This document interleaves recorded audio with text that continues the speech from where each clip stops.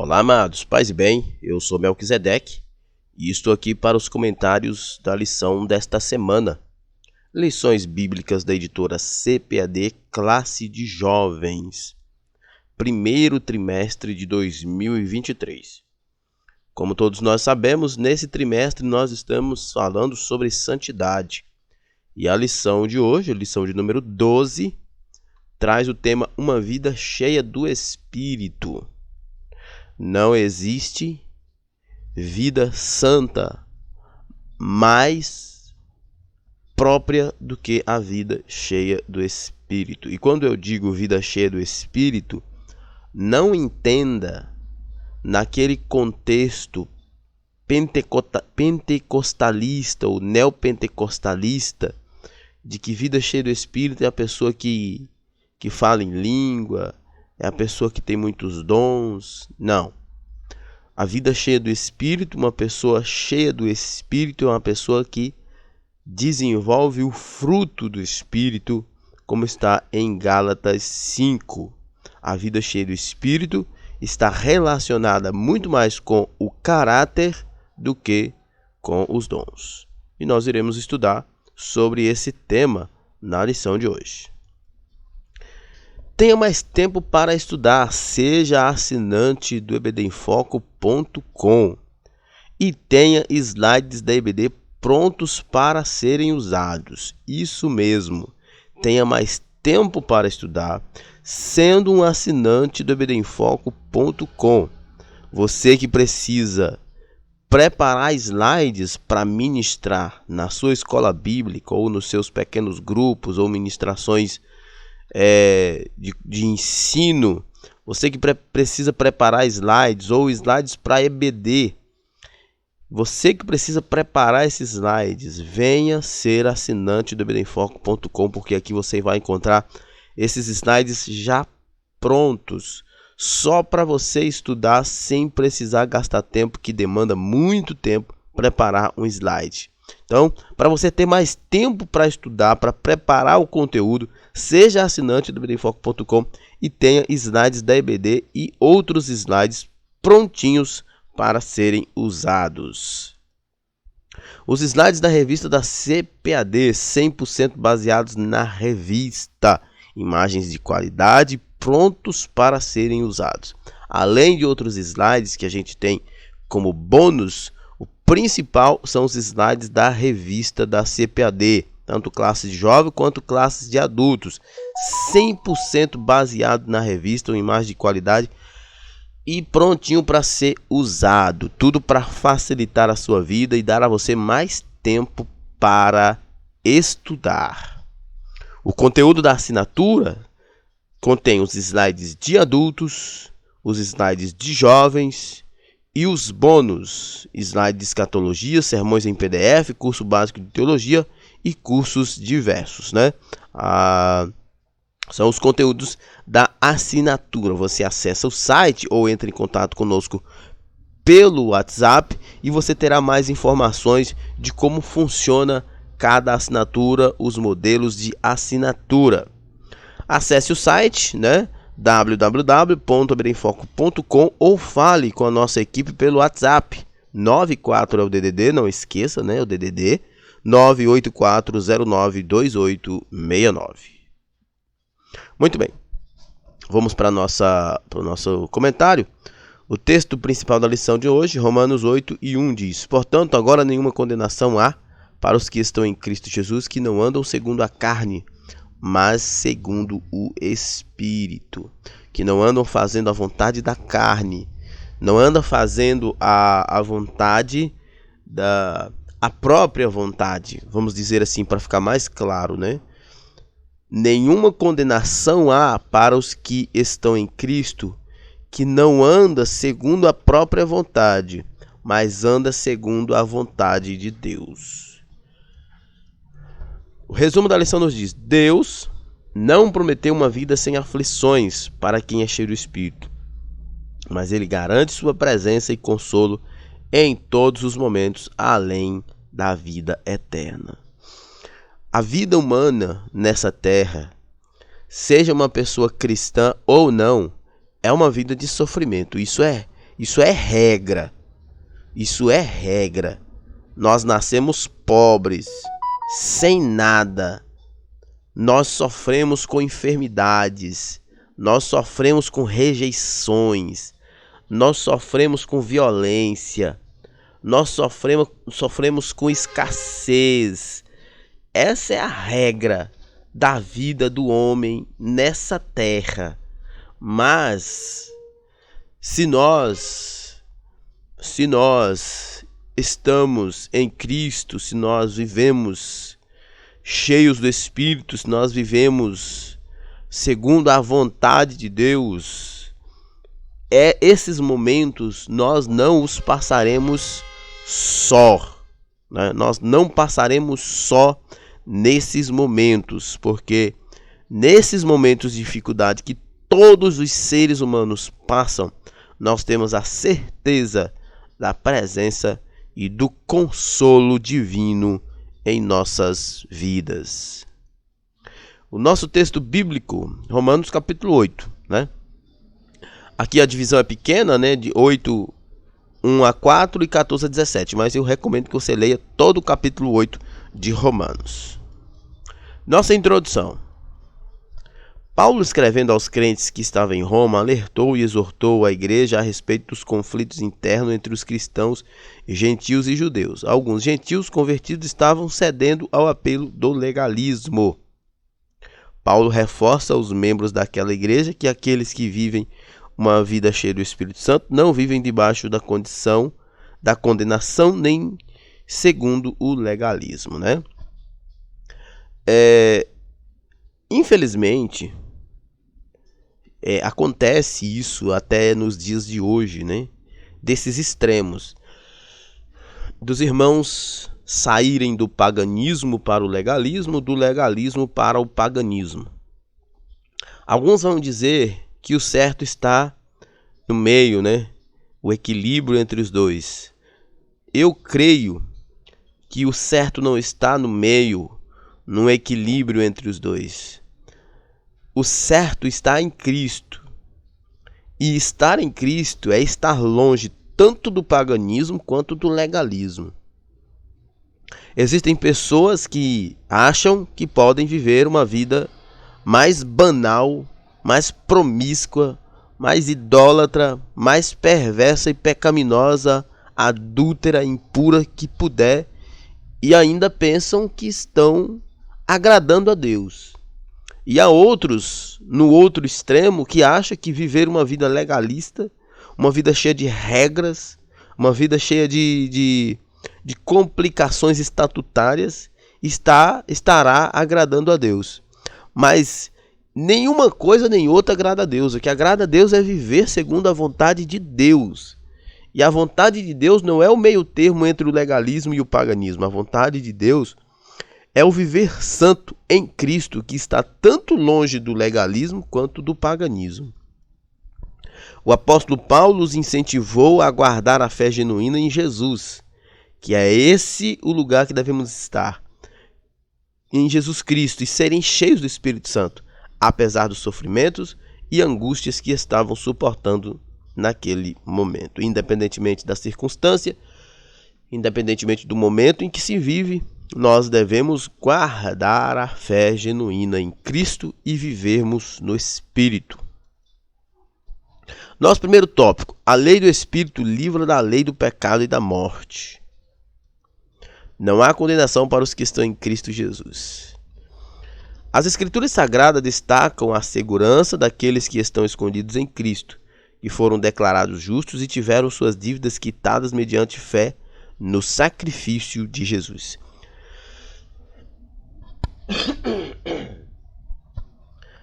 Isso é muito maravilhoso, irmãos, né? Como o comentarista escreve aqui, as Escrituras Sagradas destacam, faz questão de destacar a segurança que os cristãos, que os verdadeiros cristãos têm, por eles estar escondidos em Cristo. Eles não vivem mais à mercê dos desejos da carne, não vivem mais como escravos do pecado, do mundo e do diabo. Os crentes salvos em Cristo Jesus desfrutam de uma segurança inigualável, uma segurança de estar em Cristo e ter a certeza de que nenhuma condenação há para quem está em Cristo Jesus. Porque fomos por Ele declarados justos, tivemos por Ele as nossas dívidas pagas, e mediante a fé no sacrifício de Jesus Cristo nós estamos firmes e desfrutamos desta segurança, porque quem nos dá esta segurança é Deus. Depois de experimentar o novo nascimento, o crente deve andar debaixo da lei do Espírito. Um crente avivado evidencia sua comunhão com Deus mediante o fruto do Espírito, como diz Gálatas 5, 22 e 24. Mas o fruto do Espírito é amor, alegria, paz, paciência, amabilidade, bondade, fidelidade, mansidão, domínio próprio. Contra essas coisas não há lei. Os que pertencem a Jesus Cristo crucificaram a carne com suas paixões e seus desejos. A lei do Espírito é viver segundo a vontade de Deus. A lei do Espírito é abrir mão de si mesmo para viver a vontade de Deus. Nós não podemos agradar a Deus e viver de acordo com os nossos próprios conceitos. Quem tem o fruto do Espírito não vive de aparências, mas evidencia uma transformação radical mediante seu testemunho pessoal. Paulo afirma que isso era impossível à lei, que tinha a função de apontar o pecado e era incapaz de impedir seu efeito. Essa é uma verdade maravilhosa para a gente entender. A lei, né? O uso que Paulo usa para a lei é de tutor. A lei era um tutor. O tutor, o que era um tutor naquela época? O tutor era um servo, um escravo que conduzia a criança até o mestre, né? Ele era responsável, até aquela criança completar determinada idade, de acompanhá-lo até o seu mestre. Ele apontava o mestre, ele conduzia até o mestre, mas ele não era mestre, ele não era ensinador, ele não tinha condições de ensinar. Ele apenas tinha o poder de proteger e conduzir aquela criança até o mestre, para que ali, aos pés do mestre, aprendesse. É assim que Paulo descreve a lei. A lei nunca teve a função de perdoar. A lei nunca teve a função de redimir. A lei sempre teve a função de nos levar a Cristo, de apontar para nós que nós somos pecadores, que nós precisamos de Cristo. E estando em Cristo é que nós mudamos de vida. E é por isso que o comentarista faz essa observação que é importante. Quem tem o fruto do Espírito, né, ou quem vive em Cristo, não vive de aparências. Não vive de aparências. Um cristão verdadeiro, ele não é legalista, mas ele tem vida transformada. Acontece que a vida transformada dele não é resultado de legalismo, mas é resultado da presença do Espírito Santo de Deus na vida. Isso é importante, nós já estudamos nesse trimestre, mas eu volto a repetir o que Jesus diz lá nos evangelhos, que primeiro se lava o interior, para que automaticamente com a limpeza do interior, o exterior fique limpo. Às vezes as pessoas se preocupam muito com a aparência. Às vezes nós até estudamos isso essa semana na nossa igreja, sobre o esforço que a gente faz para ter uma boa aparência entre as pessoas. Mas nós muitas vezes convivemos de forma muito harmoniosa com determinados pecados só porque eles não são públicos. Mas nós precisamos entender que a vida do Espírito não é uma vida de aparência. É uma vida de santidade pública e privada. Tanto a santidade privada quanto a pública devem ser resultado da mesma coisa, da ação, da presença e da ação do Espírito Santo, não de legalismo, não de falsidade cristã. O Verbo se fez carne e habitou entre nós. João 1:1. Contudo, ele não foi vencido pela lei da carne. Pelo contrário, a subjugou, fazendo a vontade do Pai, não cometendo pecado algum. Dessa forma, a justiça da lei também se cumpriu na vida daqueles que andam segundo o Espírito Santo, a fim de que as justas exigências da lei fossem plenamente satisfeitas em nós, que não vivemos segundo a carne, mas segundo o Espírito. Jesus, o Deus encarnado, ao encarnar e sofrer na cruz, suportar a cruz, suportar as afrontas, suportar todas as tentações e provações e permanecer firme, ele cumpriu a lei. Mais do que cumprir a lei, ele venceu a lei do pecado. Aquela lei que habita em nós, que determina que nós devemos viver uma vida de pecado. Como assim, é o que determina? Sim. Os homens que não conhecem Jesus, que não são transformados, eles vivem debaixo de uma lei que os escraviza, que determina que eles vivam no pecado. Mas quando Jesus morreu na cruz, quando Jesus encarnou e morreu na cruz, quando ele se fez um de nós e morreu na cruz, ali ele venceu essa lei, para que nós não vivêssemos mais debaixo dela. Não há lei do pecado para nós, irmãos. A lei do Espírito de vida. É o Espírito que vivifica.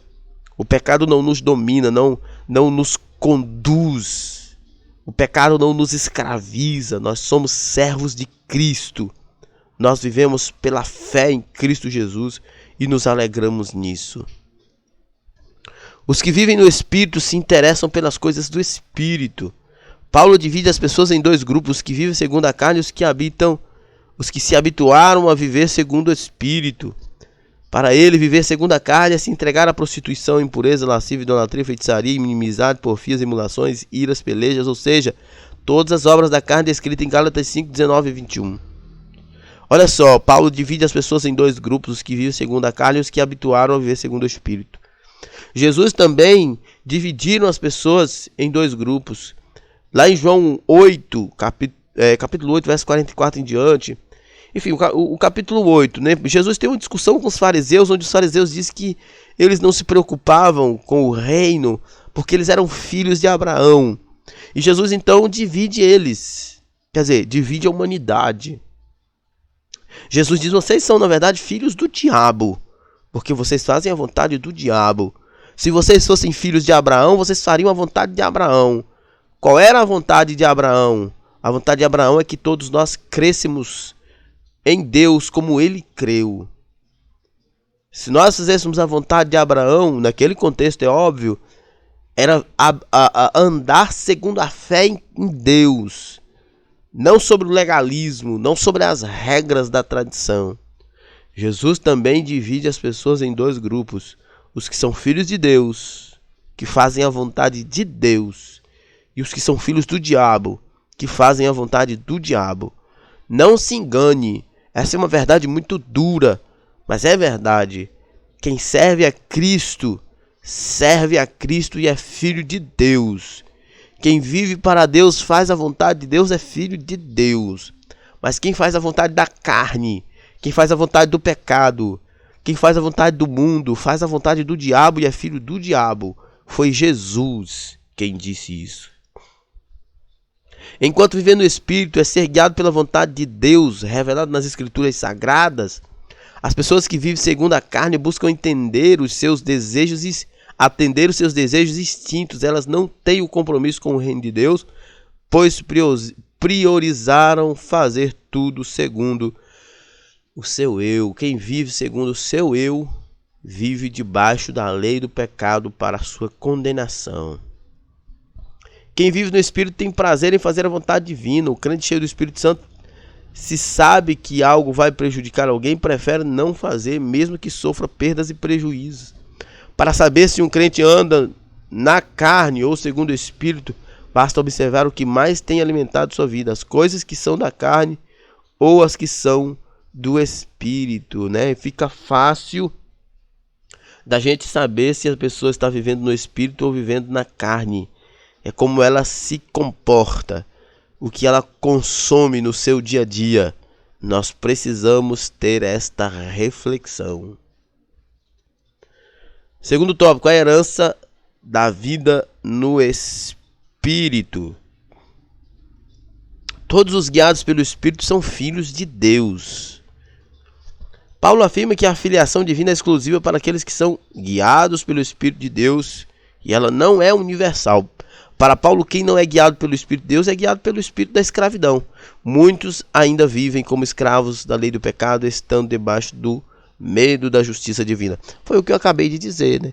Paulo dividiu as pessoas entre os que andam no Espírito e entre os que andam na carne. Jesus dividiu as pessoas entre os que agradam a Deus e são filhos de Deus e os que agradam o diabo e são filhos do diabo, né? E aqui o comentarista mais uma vez está nos afirmando, e eu concordo plenamente com ele, que a nossa filiação ela é exclusiva. Ela é exclusiva, ela não é universal.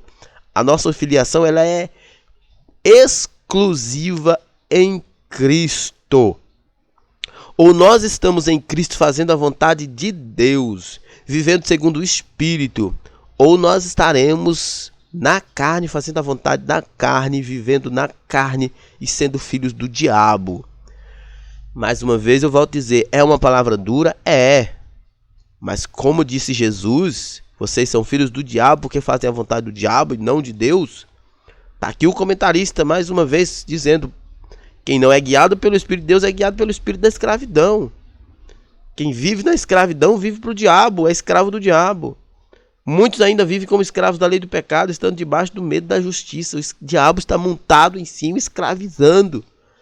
Então, se você está vivendo com medo da justiça, se você está vivendo no pecado, se liberte em nome de Jesus, pela fé em Cristo Jesus, e seja servo de Cristo. No entanto, aqueles que vivem submissos ao Espírito de Deus e que procuram ser guiados para fazer a vontade dele, sentem paz e intimidade com Deus por meio de Cristo. Essa paz é produzida pelo Espírito que testifica ao salvo que ele é filho de Deus. Uma das verdades mais alegradoras da Bíblia é esta. Paulo diz em Romanos que o Espírito de Deus comunica ao nosso espírito que somos filhos de Deus. Se nós vivemos essa paz, se nós vivemos essa alegria, se nós vivemos essa certeza, essa convicção, se o Espírito Santo de Deus comunica ao nosso espírito essa segurança da salvação, essa certeza do Cristo Salvador, então nós somos filhos de Deus. Isso é muito maravilhoso. A redenção e a vida eterna com Deus. A igreja do primeiro século sofreu muitas perseguições por causa do evangelho, mas os crentes não desanimaram e permaneceram fiéis ao Senhor, dando sempre um bom testemunho e sendo cheio do Espírito Santo. Paulo tinha a certeza de que ele receberia a coroa da justiça. Viver no Espírito independe da circunstância. A igreja do primeiro século, como diz o comentarista, viveu sob perseguições. Paulo é um exemplo disso. E Paulo, nesse texto de 2 Timóteo 4 e 8, o texto de 2 Timóteo 4, Paulo diz assim, acho que no verso 6, eu sei que eu já estou sendo oferecido como oferta de libação. A oferta de libação era a oferta líquida, né? Que o vinho era derramado ali como se fosse um sangue sobre o altar. Muitos expositores vão dizer que quando Paulo diz que eu estou sendo oferecido como oferta de libação, oferta líquida, ele estava dizendo ele estava poetizando a sua morte, que seria por decapitação, e o seu sangue seria derramado sobre o território de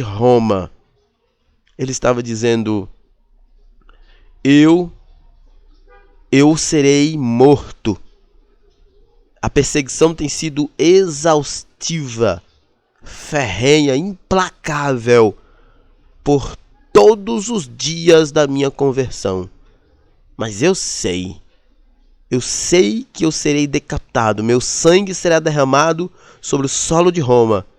Mas mais do que isso, eu sei que tem uma coroa, há uma coroa de justiça separada para mim,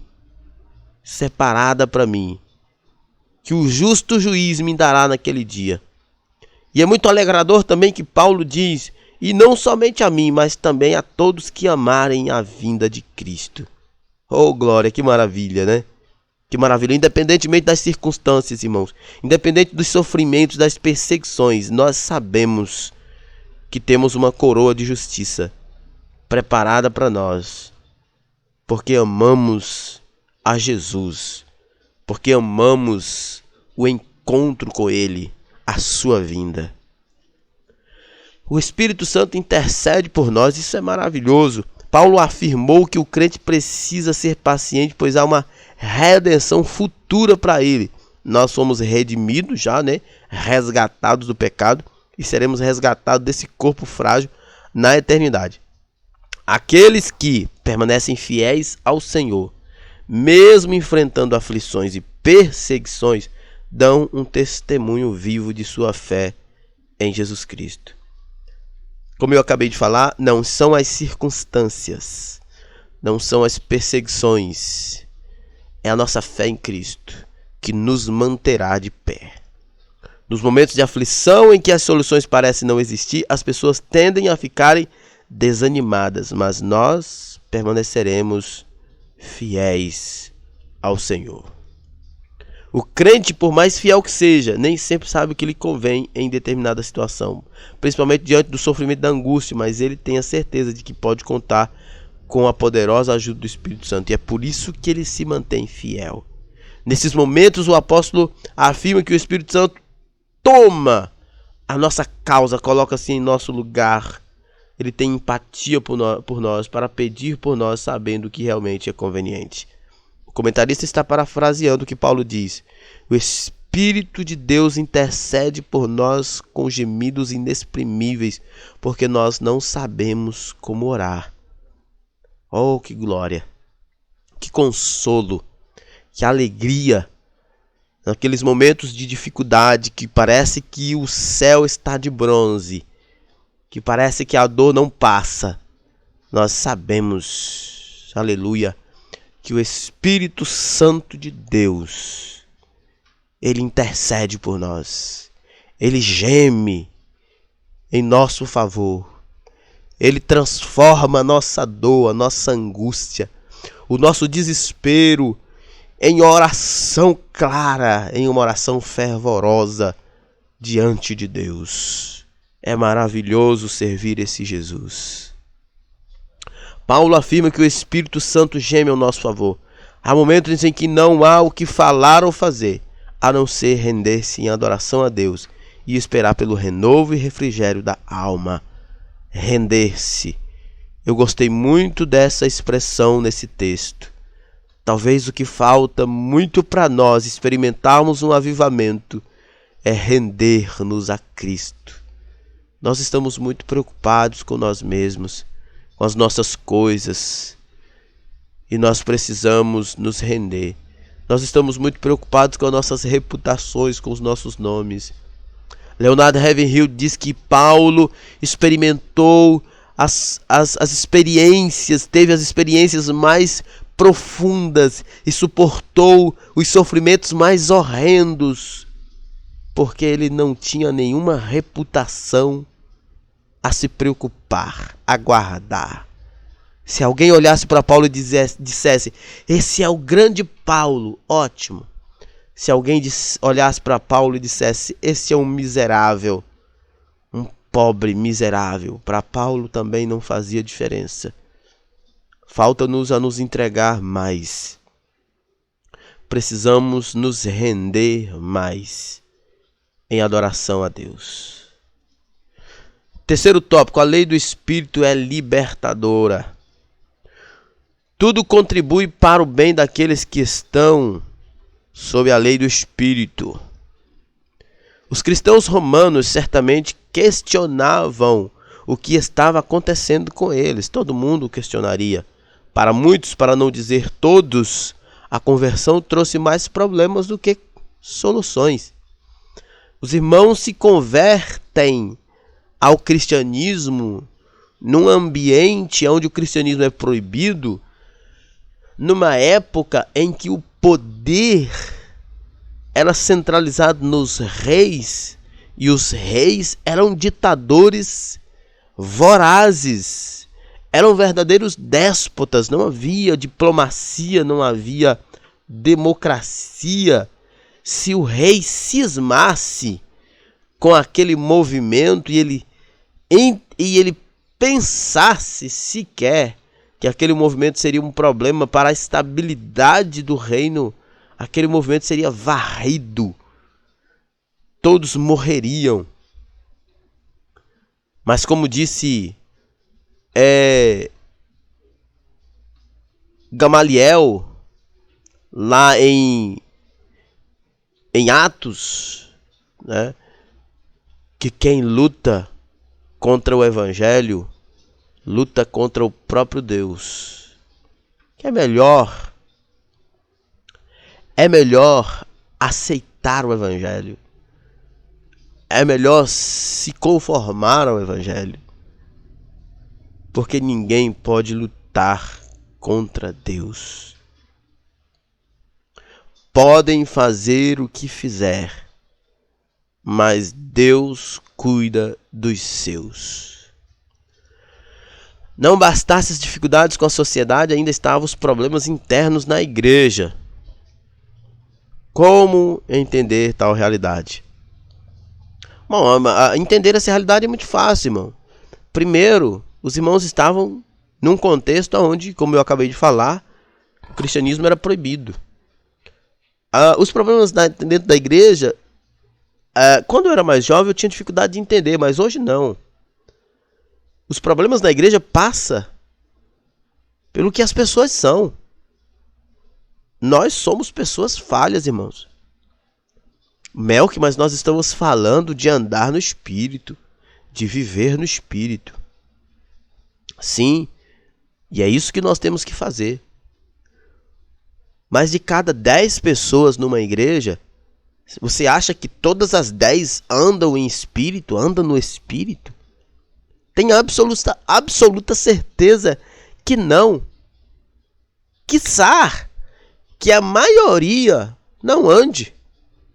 E por essa razão, as dificuldades estão grandes dentro das igrejas, mas nem por isso deixa de ser uma igreja, deixa de ser uma comunidade aceitável, deixa de ser uma porta aberta para o céu. É normal pessoas problemáticas nas igrejas, afinal de contas, uma visão que nós devemos ter da igreja é de que ela é um hospital, onde recebe e trata pessoas com problemas. Eles ouviram o Evangelho, se entregaram a Cristo, mas os sofrimentos e aflições não acabaram. Ao contrário, aumentaram. Mas o consolo que tinham era a certeza da glória. A experiência de Paulo lhe credenciava para dar conselhos sábios. Ele foi um homem que passou pelas mais diversas adversidades e sofrimentos. Paulo foi desde o perseguidor a perseguido, mas sabia que estava no caminho certo dentro da vontade de Deus. Ele podia dizer com firmeza que tudo contribui para o bem daqueles que vivem sobre a lei do Senhor. Todas as coisas contribuem para o bem daqueles que amam a Deus. Melk, todas as coisas. Olha o contexto desses irmãos. Inclusive, olhe o slide aqui, a imagem, os irmãos com as costas toda marcada de chicoteada, contribuindo para quê? O que está sendo, qual é a contribuição que o Evangelho está trazendo para esses irmãos?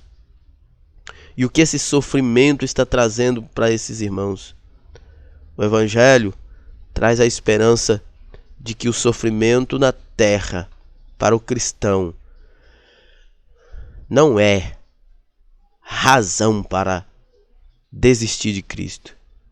O Evangelho traz para nós a certeza de que o sofrimento na terra é passageiro, mas no céu nós teremos um eterno gozo, uma eterna glória, que, como diz o próprio Paulo, não é para se comparar com a momentânea e leve tribulação que vivemos aqui. Não há condenação contra os eleitos de Deus. O texto de Romanos 8, 31 e 39 é um hino litúrgico que exalta a vitória de Deus e o seu amor por nós. Esse texto era e é um incentivo para os crentes perseguidos a fim de que permanecessem firmes e seguros em Deus, pois Paulo afirma: se Deus é por nós, quem será contra nós? Ninguém será contra nós. Deus é o Senhor do universo, então não importa quem se levante contra nós, se Deus é por nós, nós estamos seguros. Se Deus nos deu o seu próprio Filho por amor para morrer em nosso lugar, o que ele nos negaria? Que acusação esse Deus amoroso aceitaria contra os que foram justificados pela fé em Jesus Cristo? Isso é maravilhoso, irmãos. O diabo nos acusa. Aliás, o nome do diabo é acusador. Ele nos acusa diariamente, constantemente, para Deus e para a nossa própria consciência. Mas olha só que maravilha. Se Deus nos deu o próprio Filho, se Deus entregou a própria vida no Filho por nós, o que Deus, o que pode ser tão importante, tão grandioso, maior do que isso, para que Deus pudesse rejeitar-nos, negar-nos o seu amor? Nada. Nada. Ele nos amou tanto que deu o seu Filho. E isso é tudo. Paulo reforça que não há condenação para os que estão em Cristo Jesus, porque não andam segundo a carne. Nós temos Jesus. Como diz o pastor José Mabessa, graças a Deus que não nos deu uma segunda chance. Ele nos deu Jesus. A nossa conclusão. Na lição deste domingo, com base no texto de Romanos 8, o apóstolo Paulo afirma que não pode condenar ou pôr em dúvidas quem já foi justificado e santificado por Deus em Cristo e mantém uma vida cheia do Espírito Santo. Quem tem Jesus Cristo como Senhor e Salvador não vive mais debaixo da lei do pecado. Nós somos libertos da lei do pecado para viver a lei do Espírito. Nós somos resgatados da escravidão do pecado para viver para agradar a Deus. Muito bem, chegamos ao final de mais um comentário. Só lembrando que se você usa o slide do EBD em Foco, né, os slides da revista da CPAD produzido pelo EBD em Foco na sua igreja, tire uma foto de você fazendo esse uso e mande para nós. Mande no WhatsApp ou mande lá no Instagram, ebdemfoco.oficial, ou mande no nosso WhatsApp 984092869, não esquecendo que o DDD é 94. Qualquer coisa, acesse o site www.ebdemfoco.com e confira tudo o que o ebdemfoco.com tem para você. Lembrando do conteúdo da assinatura, né? Tem a assinatura dos slides de adultos, slides de jovem e bônus, né? Slides de escatologia, sermões em PDF, curso básico em teologia e curso diverso.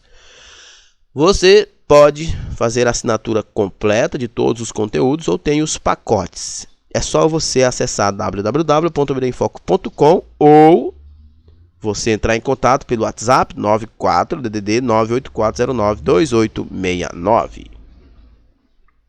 Então é isso aí, chegamos ao final de mais um comentário. Que Deus em Cristo nos abençoe e até a próxima. Paz e bem a todos.